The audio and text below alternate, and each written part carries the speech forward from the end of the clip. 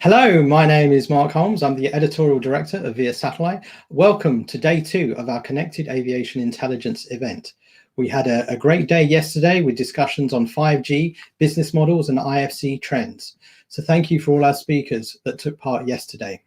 Once again, I would like to thank our sponsors, SES, Intelsat and Comtech Zycom for their support. It is truly appreciated. We have a great day for you today. We start off with one of the most eagerly awaited sessions of the event, which, trust me, you'll not want to miss. The LEO revolution is underway in satellite. What does it mean for airlines? We have great speakers from SpaceX, Telesat and OneWeb, 3 of the most talked about companies in satellite, talking about LEO in aviation. Following that, we have another 2 great pieces of content. We have a panel titled Innovation Streams, Live Demonstrations of New Connected Aircraft Technology Advancements. This is a great panel which will be led by my colleague Woodrow Bellamy, and is a very different and futuristic look at the type of tech in this sector. Our final piece of content today actually brings a new airline to the table, which is fantastic and great in these times. Victoria Stens, a VP of Customer Experience at Avelo and former VP of in-flight experience at JetBlue, will talk to us about Avelo's plans for connectivity. So, as I said, we have a great day lined up for you today. Before we start, we have a quick message from our sponsors. In our digital world, people are connected everywhere they go, always. Personal preferences and previous purchase history can be saved with our smart devices, making it easier to conduct transactions quickly and securely. Connectivity presents new opportunities to improve the in-flight experience for everyone on board, such as allowing more personalized in-flight service that is more efficiently delivered by the crew, and allowing passengers to carry on with their everyday digital lives. Whether it's keeping up with work, or keeping everyone entertained during long flights with their favorite streaming content, or receiving updated itineraries, it's clear that solving issues in flight and making crucial adjustments requires robust, reliable, high-speed connectivity. A vast network is just the beginning. Quality connectivity solutions require efficient access technologies such as 2KU, and an in-cabin network that is well-tuned to use and distribute data efficiently. By utilizing software, data can intelligently provide what the pilot needs and what the passengers want, making our digital world fly a little bit easier and a whole lot smarter.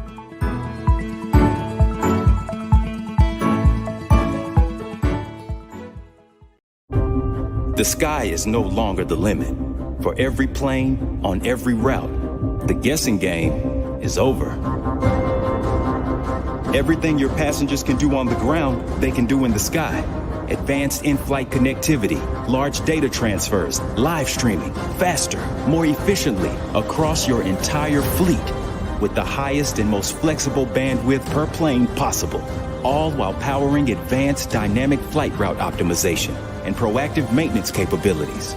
Your bold new future is cleared for takeoff. Fly without limits with O3B Empower. Reimagine your success story.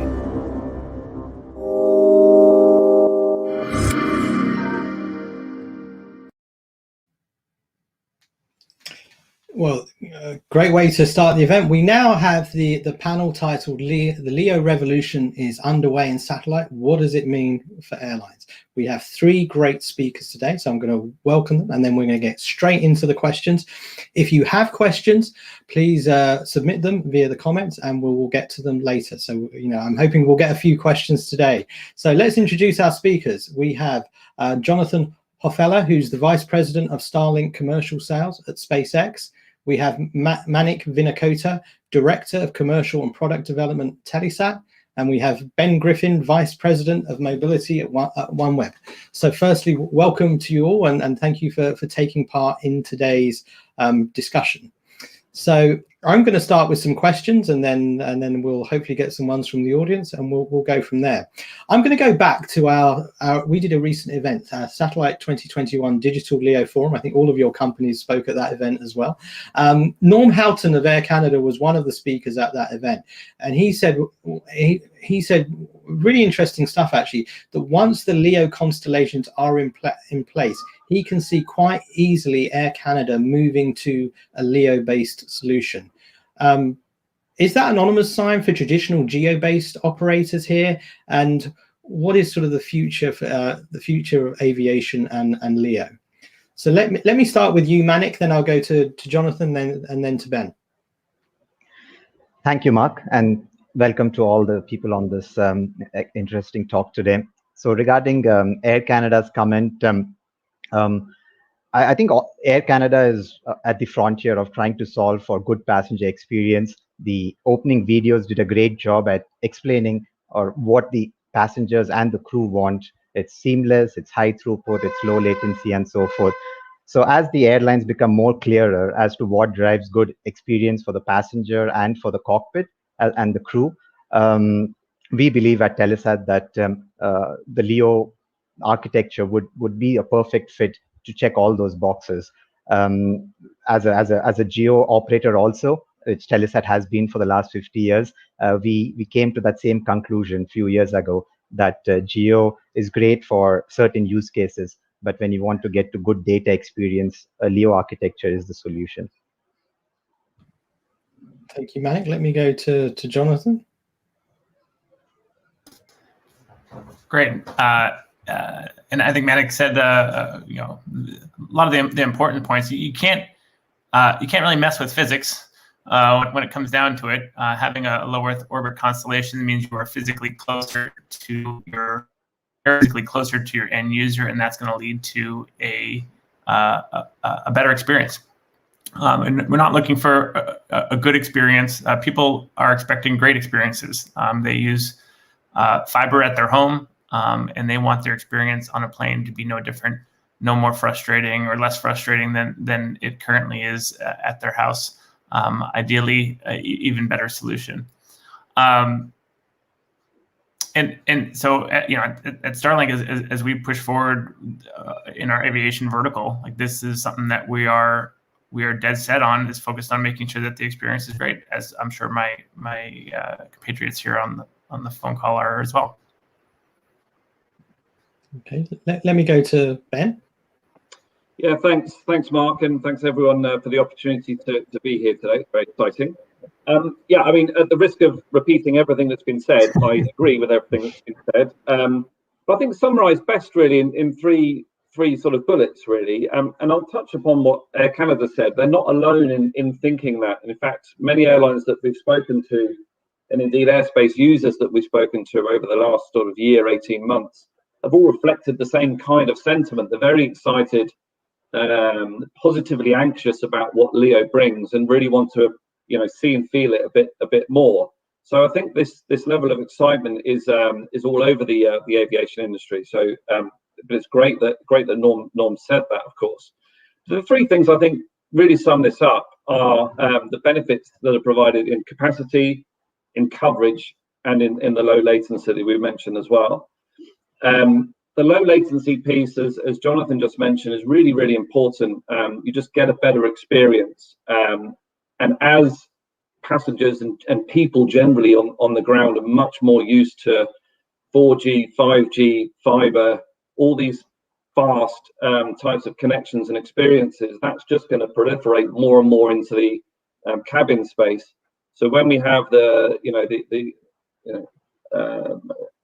enviable view of young people traveling in the next 5, 10, 15 years, so tomorrow's business passengers will expect this.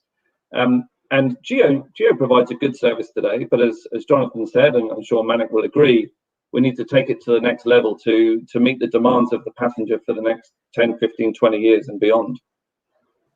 Okay, well, thank you. I just want a quick follow-up with Jonathan there. I know we've talked with Telesat and OneWeb before about aviation, probably a little bit less so with sort of SpaceX. Could you give us a little bit more on your sort of definitive plans in aviation, when we might start to see deals involving SpaceX and airlines? How far away are we from that? Sure. And similar to the way we've approached all of our services to date is we focus on getting the solution right. We're not as public on a lot of the things that we're doing as some of our competition, and focus on getting the constellation deployed, which we've done a great job doing. We've launched over 30 launches, 1,700 satellites, getting that up and running. We're in beta for the consumer. On the aviation, we're in talks with several of the airlines. We have our own aviation product in development, and looking to get, we've already done some demonstrations to date, and looking to get that product finalized to be put on aircraft in the very near future. Interesting. I'm going to ask a slightly futuristic question here. By the end of the 2020s, how much of airline traffic, and I'm talking maybe more percentages here, do you think will be on LEO satellites compared maybe to MEO or GEO? And what do you see the balance of that at the end of this decade, when obviously hopefully all of the constellations are established and lots of satellites are on? So and again, specifically on the aviation vertical, what do you see the balance, LEO versus MEO, GEO, maybe in 10 years, 9-10 years time? So let me start with Ben with that one. I'll see what you did there, going the other way around. Yeah, so I think what we'll see, I mean, for starters, aviation's a fairly risk-averse industry anyway, and given what it's been through the last couple of years and continues to go through, I think it will continue to be. So it's not the best time to be bringing new technology into this industry. But that said, I think with the readiness of networks and constellations, which is not far off at all, the readiness of terminals and solutions, which again is not too far off at all either, and establishing a level of credibility in the LEO space, which I think will happen very quickly.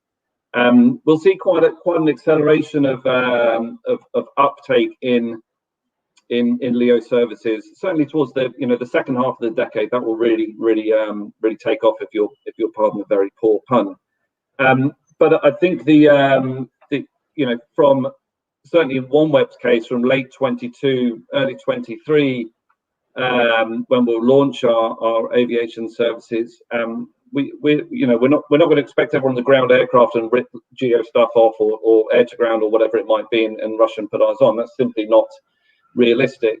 But I do think there will be a sort of an upward tick towards the back end of the decade. But we're fairly confident of a good uptake in LEO services. Before I go, I'm going to put you on the spot a little bit there. I mean, in terms of percentages, are you seeing 50-50 between LEO and others, or do you think LEO will be the majority in 10 years? I would in 10 years' time, I'd expect LEO to take the majority. Okay. All right, Manik, I'm going to put you on the spot now with that same question, and what are your thoughts on, I guess, LEO versus MEO, GEO, and the percentage of traffic as these constellations, I'm saying 10 years, where do you see that being at? Yeah, if I have to use my crystal ball as to where the aero industry will be in 10 years and work backwards from there, there's the center of gravity of aviation has been shifting from west. It's somewhere in the middle of the world, and it's shifting more east. So as you see more east-west traffic happening, you're going to fly more over the polar routes. So having polar connectivity is going to be even more important in the future.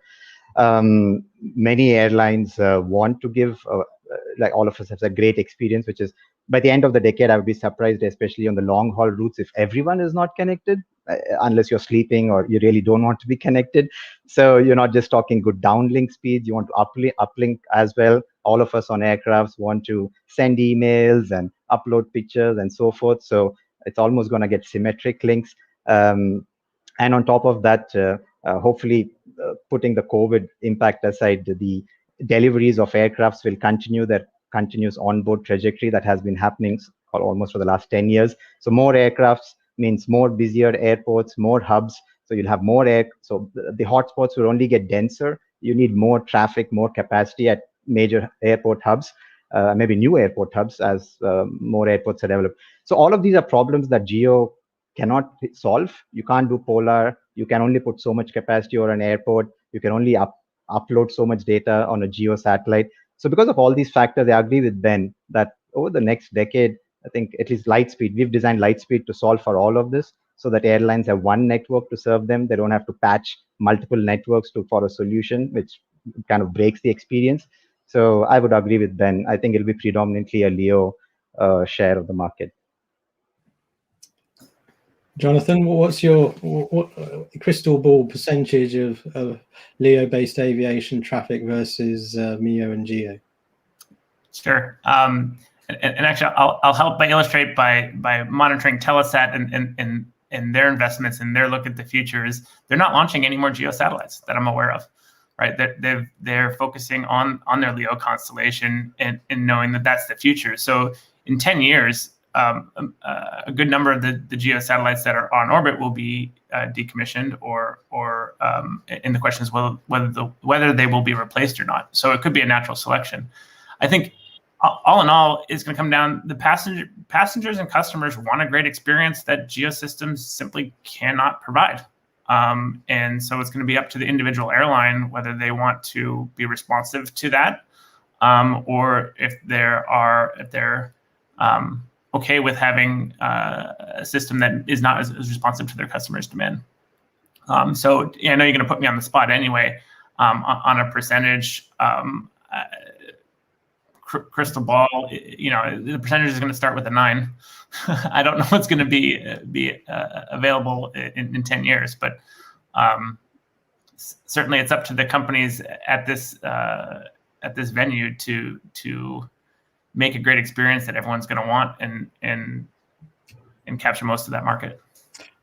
Just so that I've got that correctly, you're thinking 90% plus in 10 years will be based on LEO? Yes. Okay. And I don't know what the 10% would be exactly, but for in-flight connectivity for the core passenger experience, yeah. Let me just follow up with Ben and Manik quickly on that. I mean, both of you said the majority. I mean, there's a big gap between 51 and 90. Are you along the lines of Jonathan, where you expect it to be in that sort of range, or do you maybe slightly disagree with that?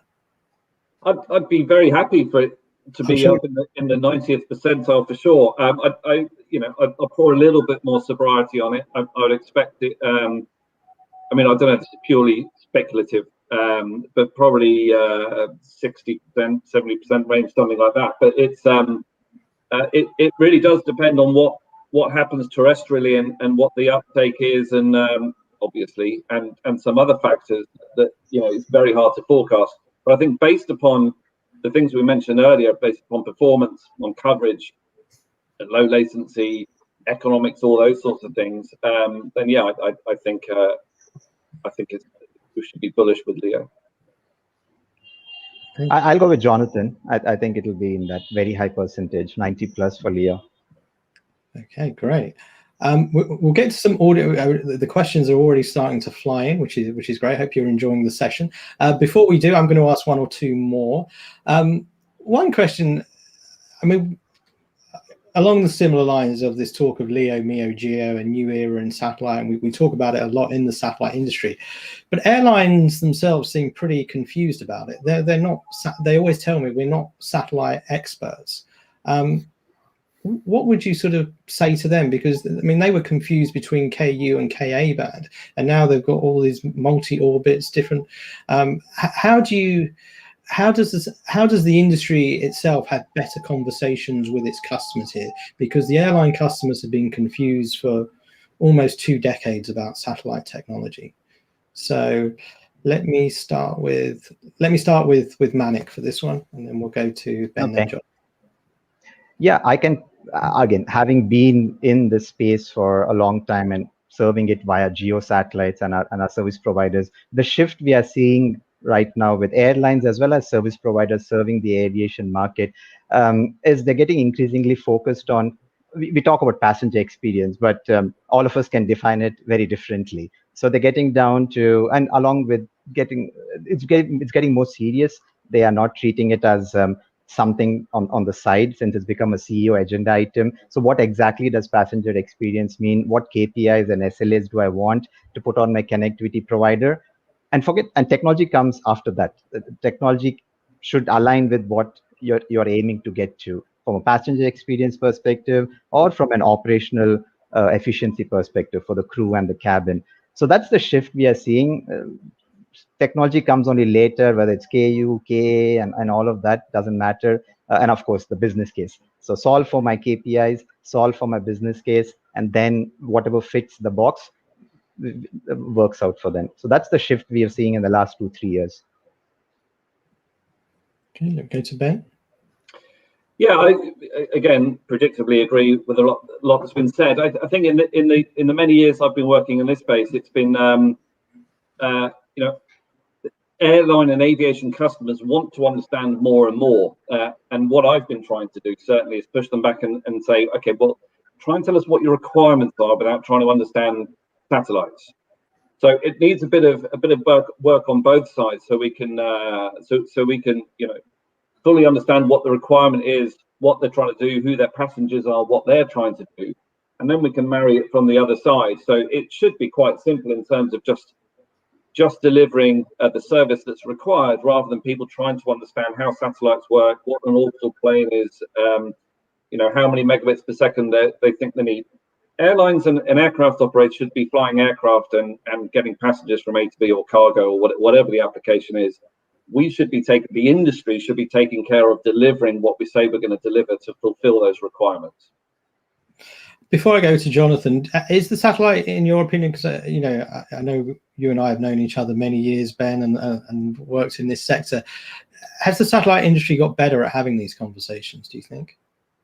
Or is there still work to be done? Ben, that one was for you. That was a follow-up for you. Do you think the satellite industry has got better at having these conversations? Kind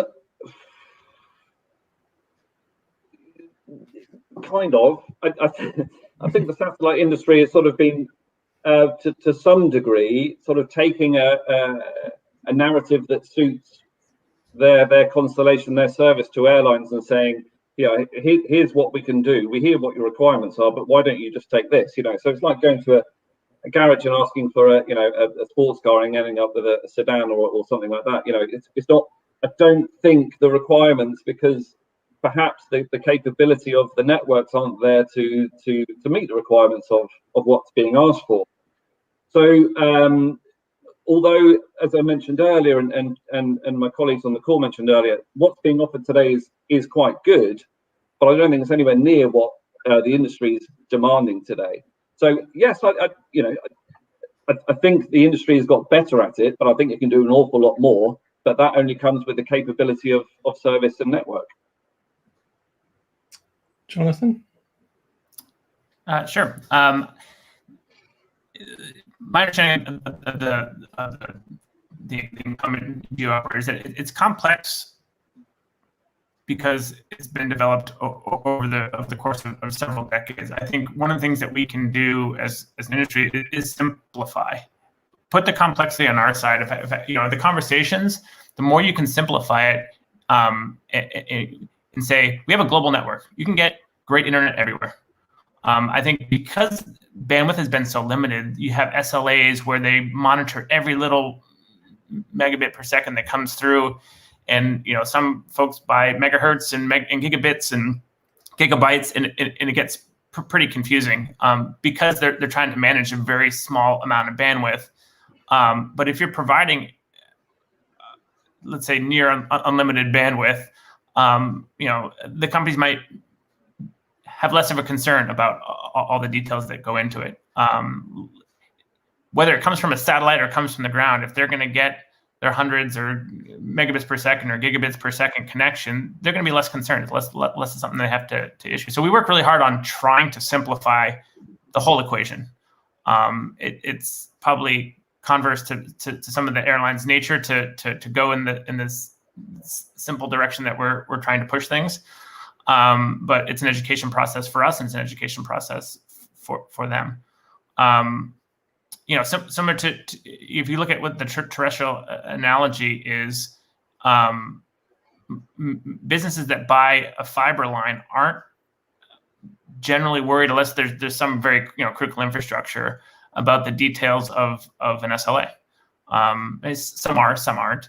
But what we're finding is because what we're offering is such a giant step function and capability and capacity, that a lot of their concerns and questions could go away. Okay, I'm going to get to some audience questions now, and thank you for everybody that's putting questions in. We have I mean, I know we touched upon this, but one of the questions is, could you give a clearer explanation between LEO and others? Which I kind of thought that was a nice follow-on, really, from the last question.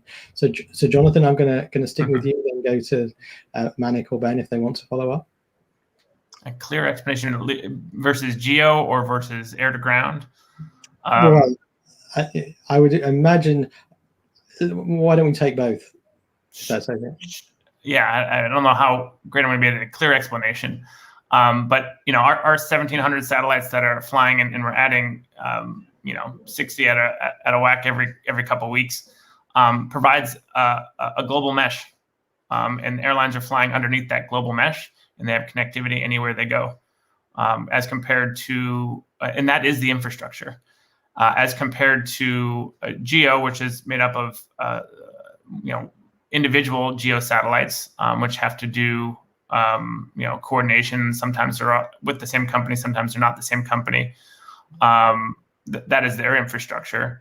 And then on the terrestrial side, there's a lot of ground infrastructure that has to be put in place. So looking at the mesh as the network that you're flying underneath, to me is a simple explanation. But I just made that up on the fly. So. No, excellent. Manik, anything you'd like to add to that? Yeah, I'll extend Jonathan's explanation. So there are three fundamental differences, just adding on to the mesh analogy that Jonathan said. So depending on how your LEO is architected, and just for the record, LEO is LEO is an orbit. It is not a network. So everyone can design differently, but most LEOs have full global coverage, which is a limitation. So the mesh that Jonathan mentioned is global everywhere, which is not the case with GEO. The mesh, again, is, at least the mesh that Telesat is designing, is highly flexible, which means you can have a lot of capacity over small airport hubs, which has traditionally been a challenge with satellites, which are 35,000 kilometers away. Finally, from the distance, you solve for the latency, which all of us on this panel will definitely allude to. So you're talking about at least 20 times more responsiveness to the passenger or to the user versus a GEO mesh. Ben, I'll leave it to you for some more. Yeah, I mean, the only thing I can add to in very simple terms is that geostationary satellites are geostationary, so they don't move in relation to the globe, and they're usually on equatorial, not even orbits, but on equatorial plane. So they're not able to see the poles and provide service. Whereas LEO satellites are constantly moving, this mesh constantly moving around the globe the whole time, and putting capacity down in that sense. The other notable difference, at least in OneWeb's case, I can't speak for my friends on the call here, but the ground infrastructure is significantly different because of what I just mentioned. You need much more ground infrastructure as well, which actually is an advantage you have. We can get much closer. More POPs, get closer to the internet in various places around the world. So, yeah, firstly, in terms of space, so as Manik said, 36,000 kilometers for a geostationary versus around about 1,000 kilometers for a low Earth orbit satellite. Very, very different in terms of proximity to the Earth, and the physics that Jonathan mentions gives you the much lower latency, which results in the better passenger or connectivity experience. Okay, well, thank you for that one. The next question, I kind of like this question. I'm not sure you'll be able to give me a direct answer, but I'm going to ask it anyway because I think it's a fun question. It's who do you think will be the first LEO airline? I assume that means an airline that is going to dive into this maybe quicker than others. Anybody wants to give me a prediction on this one? Well, based on your first question today, I'd say Air Canada, but you know, I don't know. And if we knew, trust me, we'd have made a release on that by now. But you know, I don't know. I'm not going to speculate on here. Does SpaceX's air carriers count? A commercial airline, is that what you said? I mean, joking aside, I mean, we mentioned Air Canada there. Would we maybe expect a North American airline to be the first, or not, as the case may be? I mean, if we can't, I mean, I know it's difficult to predict which airline it will ultimately end up being, but yeah. but ultimately, would we expect maybe one of the big North American airlines to go first here, or would it be maybe one of the big Middle East airlines? Or what do we think? Certainly, there's a simplicity in doing one in North America, just from a regulatory standpoint, and so there's certainly aspects of that are attractive. Mm-hmm. I don't have a direct answer for you, Mark, but I can tell you the path towards which airlines are working to be the first, if at all. With the Lightspeed network, we envision there'll be not a rip and replace way to get onto LEO, but use your existing hardware. We already announced that with one of our partners, Avunu or Global Eagle, but also other hardware that is in the market today. So I think the airlines which will come first to LEO, at least from our world, is airlines who have existing hardware that is future compatible with LEO. So your transition is going to be much smoother, much more seamless than having to park the aircraft for a whole day or so to rip and replace, and the cost associated with that. So that's where most of the airlines are, or the airlines that want to get early in the race. That's where the head is. How do I get future-proof hardware today, so I reduce the switch time in the future? I'm going to ask a follow-up on that question. When do we? I mean, I touched upon this with you, Jonathan, earlier, but when do we expect that, like, the first big deal involving an airline and a LEO constellation to take place? I mean, Jonathan, you mentioned you're in discussions, and I'm sure Telesat and OneWeb are having discussions with airlines as well. What is a realistic timeline, do you think, for that first airline LEO deal to be signed? How far away are we from that? Who am I going to put on the spot for this one? I'm going to put Ben on this one. Okay. I'm going to Ben, and then if Jonathan and Manik want to follow up. So how soon? How soon, Ben? I think realistically that would logically follow some definition on the terminal side and some risk aversion on the network side, in terms of launches and things. So I would expect middle part of next year is probably quite realistic. Maybe sooner. I you know, as you say, we are and have been talking to airlines for quite some time. So there's no lack of interest and positive apprehension about this. But I've been around a bit in this space, and I know that people want to see real things, and they want to see, to not sign up for things that may not happen. So I don't think it's going to come prematurely, especially as I mentioned earlier in the current climate that we're all in globally. Okay. I'll just a quick follow up with you, Jonathan, then I may get to the next question. Ben said about the middle of next year. Do you think that's realistic, or sooner? I think what Ben said is correct. People want to see the hardware, they want to see the constellation, and so we're driving that as hard and as fast as we can. And when the announcement will be, to be determined. Don't know. Hopefully sooner rather than later. Okay, let's go on to the we've got questions are coming in thick and fast now. We have a question about what are your thoughts on the required bandwidth for a passenger to get the great experience that Jonathan, I think you were referring to. So I'll start with you, Jonathan, as also you were mentioned in this question. What are your thoughts on the required bandwidth? I don't have a definite answer, but we've been spending a lot of time thinking about this question and trying to figure out what that is, and certainly working with folks in the industry that are currently providing in-flight connectivity and have metrics. What I think the challenge is what it is today is not what it's going to be tomorrow. I think people's habits are going to change. People's usage are going to change. Right now, the habits on airlines are reflective of the quality of the service that they get. Folks download movies before they get on. Like, you don't download a movie before you go home to watch it at home. And so I see folks using internet more like they use it at home. They want instant gratification. They want a great service. They want low latency.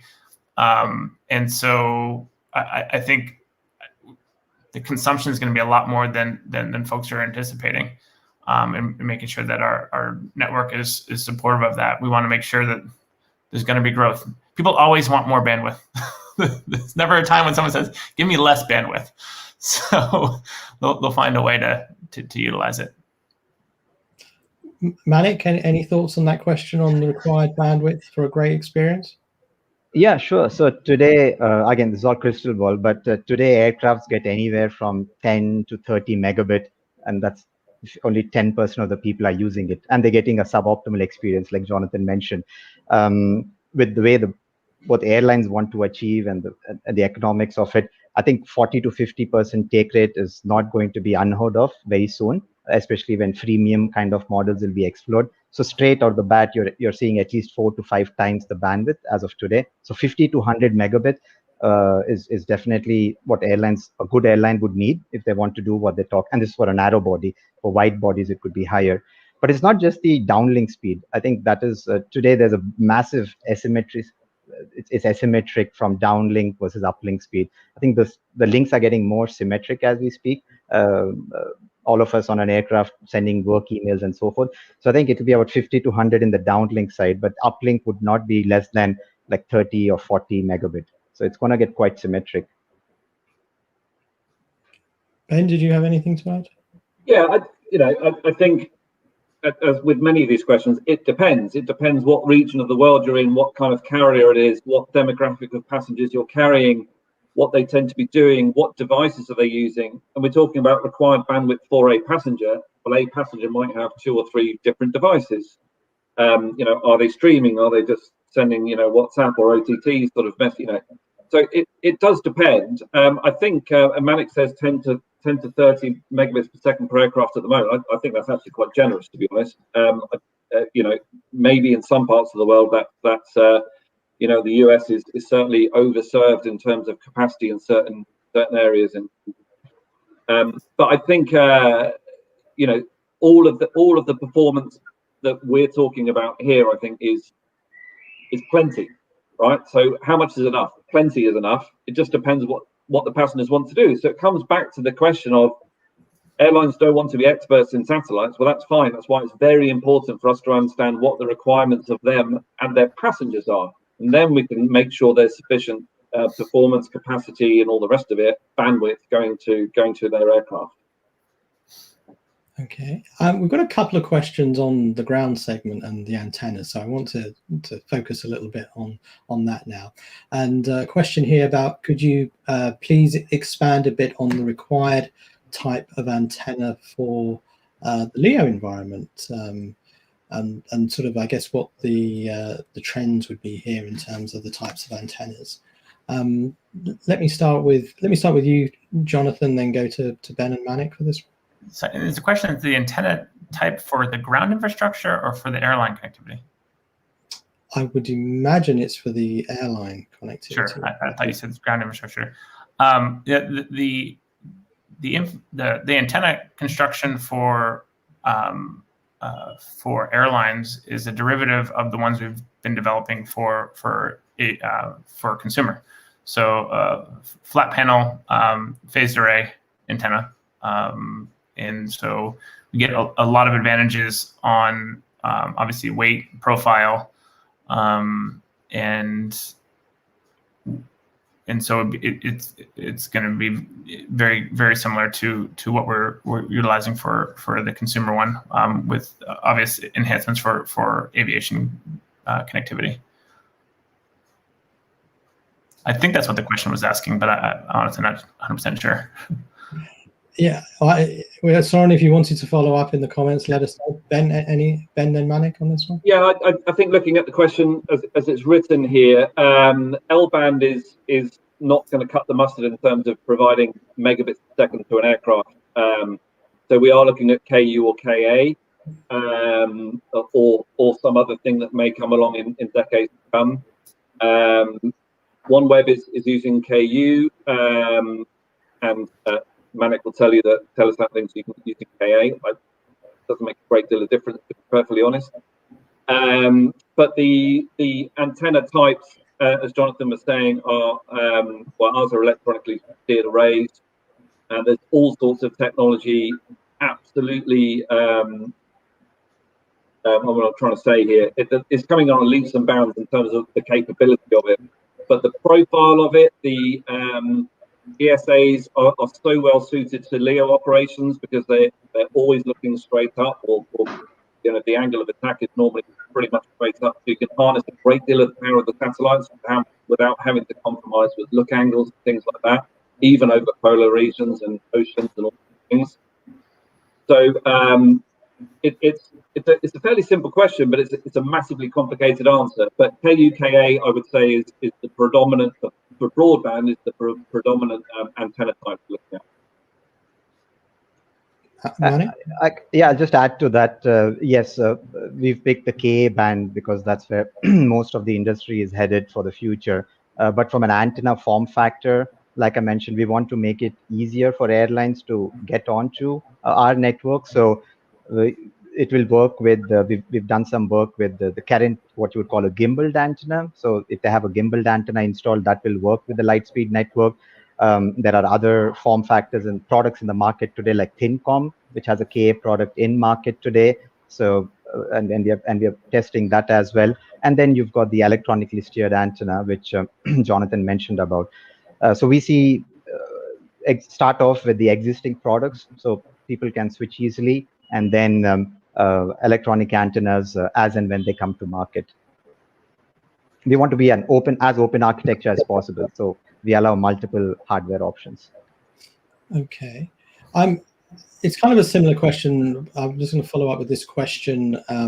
How closely are LEO satellite providers working with antenna providers towards an inexpensive ground terminal? Very much a similar focus question. Let me stick with you with this one, Manik, and get your thoughts on this one. Yeah, like I mentioned, we are all working extremely closely because whether you call it the user terminal or the antenna hardware, I think that is a very critical part if we are launching billions into our constellation. So Telesat is working again with both the products that are in the market today, but also with some futuristic antenna developers for electronically steered antennas. So anyone and everyone in the market, we are working very closely today with them. Ben, Jonathan, any follow-up on that one? I'll jump in. Probably not coming as a surprise to anybody who knows SpaceX, but we are maintaining our vertical integration. Currently, we've designed and built our own phased array antenna, and we're going to again leverage that for the aviation. But having that vertical integration allows us to iterate, which shares commonality with the satellites that we're launching as well, but allows us to as I mentioned, iterate on designs and improve the designs and optimize for the end user. And it also allows us to control cost to a large extent, and also our ability to produce on schedule. So between maintaining vertical integration has definitely been a quality, cost, and a schedule driver that it gives us, I think, a distinct advantage. Ben? Yeah, I'll just answer the question directly. Yes, we're working very closely with antenna providers for inexpensive ground terminals. I can't answer it any more directly. So we'll have small form factor capability, and they'll be rolled out relatively soon. Okay, let's get to our next question. We've got a few minutes left, and the questions are still flying in, which is great. So we have a question specifically for Jonathan here. So if we can get this one up. How will Starlink serve airplanes over oceans or operating far from a ground station? Sure. Well, with the current architecture, you can service quite a bit of the aviation market. Even off coast, you can reach ground stations that are off the coast. But the true transoceanic flights will require intersatellite links, which our constellation we launched the ones in January. We launched 10 satellites with intersatellite links, and these are the optical lasers that allow you to transverse the data down to an available ground station. And then the next generation of our constellation, which is in work, we'll have this intersatellite connectivity. And I believe that's the essence of the question. Again, something we've designed and built in-house as well. Okay, let's go on to our next question. Still trying to get through as many as we can. A weather-related question, which for anybody who knows in the UK, we love talking about the weather. So we need a traditional weather question. Is how does weather impact LEO to low altitude aircraft connectivity? For example, low level approach for landing. It's an interesting question. Manik, do you want to take this one first? Yeah, I can start off. So a big benefit of LEO versus traditional satellites, apart from the latency advantage, is also your link is so much more stronger because you're so much closer to Earth now. Imagine someone shouting at you from 35,000 kilometers versus 1,000 kilometers. So if you don't have to shout as loud. So that helps a lot in making the link very, very strong and very resilient, especially when you've got weather events. And over and above that, all of us will have multiple satellites visible to an aircraft. So in case you have bad weather from an angle, you can always serve it from another angle. So you've got these inherent advantages which make LEO very resilient versus traditional faraway satellites. Ben? I can actually answer this with experience. It doesn't. I was at the warm-up demo center recently, which is in the UK, which you won't be genius to work out that the weather was terrible. There was storms going on, wind, rain, like really multi-level layered cloud, and the service was impeccable. We were seeing 430 megabits per second from each beam, no problem at all. So don't expect that to be any different to aircraft. This was a terrestrial service in this case. So. And Manik explained the physics quite well because you're much closer. You don't need the power or the amplification to be able to it doesn't become an issue basically. And I've seen that firsthand. Nice UK-based example as well. Jonathan, any follow up on that one? Just to we have our terminals deployed, whether it's on an aircraft doing final approach or it's in the backwoods of Canada during a snowstorm, blizzard, or hurricane. You can go to Reddit and see the folks praising the ability to keep connectivity at high speeds through inclement weather. So we've proven that this is something that we can work around. Okay, another question here. And this is about geographical areas, so we'll get this one up. Is the service coverage, is it uniform all over the Earth, or will there be any preferential treatment for some geographical areas? Jonathan, do you want to start on this one? Then we'll go to Ben and Manik. Sure. I mean, at a super high level, that from a technology photon level, no, there's no difference where you are on Earth. Where the challenges come are the ground stations, and there's other aspects of booting up the system as you come back online over land masses that add in complexities. But yes, in theory, the coverage should be uniform all over the Earth. Ben? Just unmute to avoid that classic embarrassment. Yeah, it's of course it depends on the design of the network, but our initial coverage is intended to be uniform all over the earth. But the way that the satellites work, or are certainly, is that in areas where they're not providing service, they may turn off and recharge on certain parts of their orbit. But in theory, you put down uniform coverage all over. Yeah. Yeah, I'll continue. Yes, the Lightspeed network is also coverage globally, but I think the more important one is about the capacity, not coverage, because by default we have to get full global coverage, but you want to make sure that where there is a lot of demand, there's enough capacity and not just a thin layer of coverage. So that's also an important LEO characteristic. Okay, we've only got a few minutes left, so I'm getting through these questions as fast as we can. We have a question really based on business aviation, which is something we haven't really touched upon. We've looked more at commercial airline, and it's a long question, so I'll try and get through it relatively quickly and paraphrase it maybe. Based on current dynamics, it seems like there's a major opportunity for commercial airlines to leverage LEO. But when looking at the business aviation segment and existing service providers with a large install base, at what point does each company offer LEO capacity to a dominant telecom provider with a singular focus and expertise in the business aviation segment? I mean, if you give a direct answer, but just also maybe just talk in general about how you see the business aviation market and LEO. Let me start with Jonathan, and then we'll go to. Had to start with me, didn't you? This is a tough question.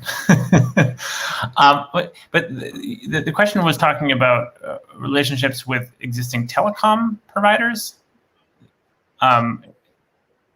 Yes, that was part of the question. It said it's a very long question, so I'm reading through the whole question again here, but I think it's talking about relationships with telecoms providers, which have a focus on business aviation. I mean, if we can maybe just simplify it and talk maybe about we've talked about the commercial market. How do you see sort of the business aviation market here, and what you need to do to be successful here?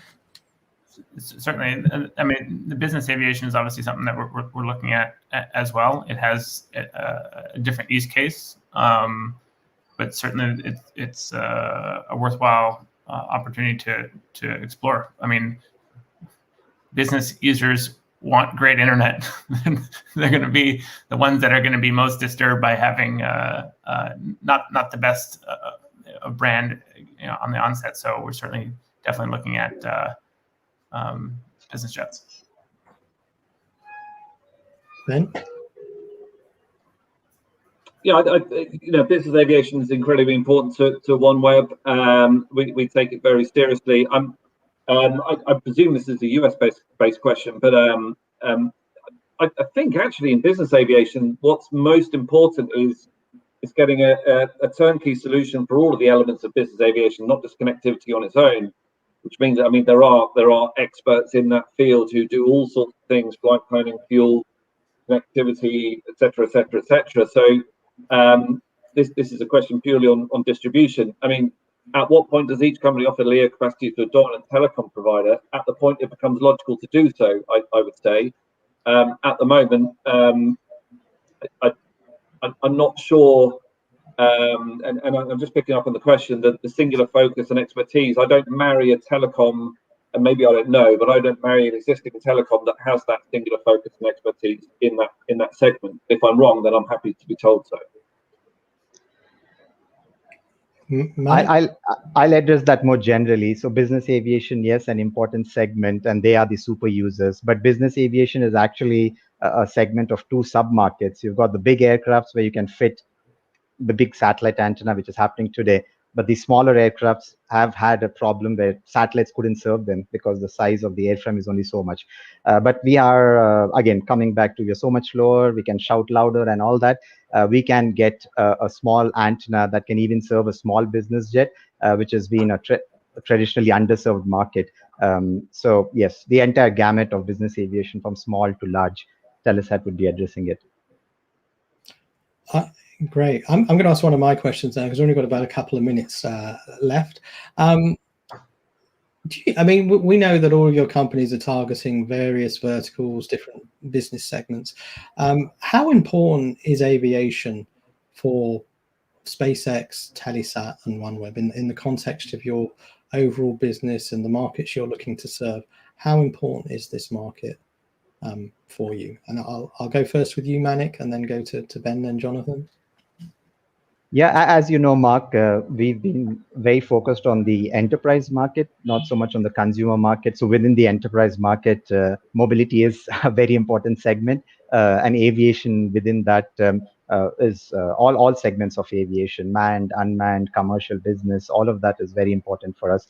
In the long term, again, looking crystal ball, end of the decade kind of view, I think it'll be material about a 1/4 to 1/3 of all our usage would come from the aviation segment. Yeah, same. I mean, aviation is vitally important to what OneWeb's doing. Commercial aircraft, airlines, business aviation, and government stuff as well. Anything that flies, UAVs, everything has a need to put data, take data down or put it up, and increasingly so. And I won't regurgitate the stats, but every new aircraft that comes along spits out terabytes of data almost on every flight. So is there value of getting that off in real time? Maybe, but the ability to have that data stream down to the ground is very important, and will open up new sorts of applications that until this point we've not been able to do operationally or otherwise for aircraft and passengers. Jonathan? So when we look at what markets to target, it's not always the easiest ones first, for sure. We actually have rolled out on consumer, but we look at where can we have the most public good with the constellation that we're looking at. Obviously, there's a lot of consumers that just, whether it's schools, et cetera, just are not connected. One of the next big groups of folks that require connectivity and great connectivity is aviation. So it seems like a logical step that this is going to be the next big portion of what we're trying to get into. I don't think anybody says they have a great internet experience on a plane, and so it's a problem to tackle. Okay, well, I think we'll leave it there. That was a fantastic session. Really enjoyed that. I want to say a big thank you to Jonathan, Manik, and Ben for taking part on this. Our next piece of content starts in just over 30 minutes time. This is titled Innovation Streams, Live Demonstrations of New Connected Aircraft Technology Advancements. Again, that'll be a great session, and we look forward to seeing you there. So thank you very much, and we'll see you all again very soon. Thank you. Thanks, Mark. Bye. Take care. Thank you.